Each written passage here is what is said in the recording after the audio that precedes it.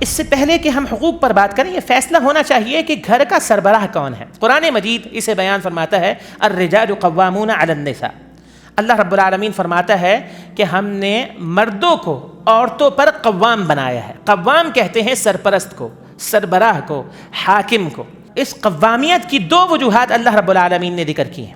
پہلی وجہ اللہ فرماتے ہیں بما فضل اللہ بعضهم علی بعض، یہ ایک اللہ کی فضیلت ہے، اسے ہم کہتے ہیں وہابی فضیلت۔ یہ ایک اللہ کی طرف سے دین ہے جو اللہ نے ایک مرد کو دی ہے، لہذا خواتین کو اسے قبول کرنا چاہیے۔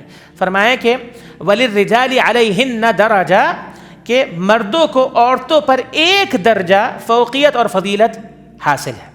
لہذا یہ اللہ رب العالمین کی دین ہے، اور اللہ کی جو دین ہے وہ حکمت پر مشتمل ہوتی ہے، یاد رکھیں، وہ عین عدل ہے، وہ ناانصافی نہیں ہے، وہ ناانصافی نہیں ہے۔ تو لہذا اللہ نے مرد کو قوام بنایا ہے عورتوں پر، ایک اس کی وجہ وہابی ہے، اور دوسری وجہ اللہ رب العالمین نے بیان فرمائی وَبِمَا أَنفَقُوا مِنْ أَمْوَالِهِمْ، کہ جتنے بھی اخراجات ہیں، نان، نفقہ، سکن اور ذمہ داریاں سب اللہ نے مردوں پر عائد کی ہیں۔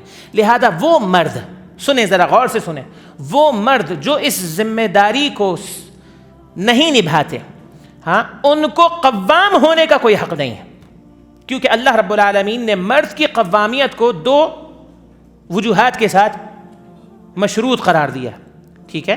لہذا اگر مرد یہ ذمہ داری ادا کرتا ہے تو پھر اللہ رب العالمین نے اسے قوام بنایا ہے۔ اس کے فوراً بعد اللہ رب العالمین کچھ عورتوں کا ذکر کرتا ہے، فرمایا فالصالحات قانتات حافظات للغیب بما حفظ اللہ، ٹھیک ہے۔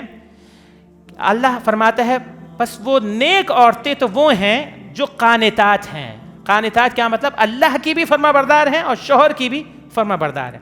حافظات للغیب بما حفظ اللہ، اللہ نے جو حفاظت انہیں مہیا کی ہے، صحیح ہے، اس وجہ سے وہ اپنی عزت کی بھی حفاظت کرتی ہیں، اور شوہر کی غیر موجودگی میں، یعنی وہ اب ان کی عزت ان کی نہیں ہے، اب شادی کے بعد ان کی عزت شوہر کی عزت ہے۔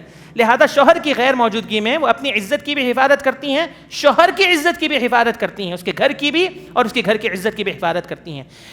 کہنے کا مقصد ہے اس آیت کے اندر نیک عورتیں، ٹھیک ہے نا، اللہ رب العالمین نے انہیں، ان نیک عورتوں کو اور ان کی صفات کو جو ہے یہ مرد کی قوامیت کا نتیجہ قرار دیا ہے۔